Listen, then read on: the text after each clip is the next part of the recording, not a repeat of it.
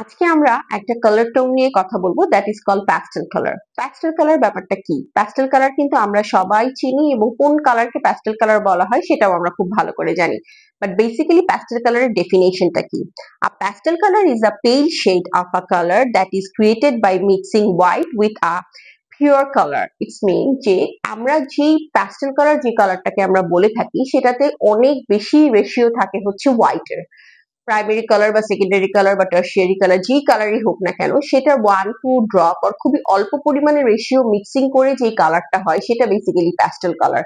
Pastel colour আমাদের বিভিন্ন জায়গায় ইউজ হতে পারে, ক্লোদিং এ, মেকআপে, জুয়েলারিতে, ইনফ্যাক্ট ইন্টেরিয়রেও প্যাস্টেল কালার খুব বেশি ইদানিং ইউজ হচ্ছে, এছাড়া হাউস হোল্ডেও ইউজ হচ্ছে। সো প্যাস্টেল কালার বেসিক্যালি আমাদের চোখকে যেহেতু একটা প্রশান্তি দেয়, একটা সফিস্টিকেটেড একটা লুক দেয়, সো প্যাস্টেল কালারের ইউজেস দিন দিন বেড়েই চলছে।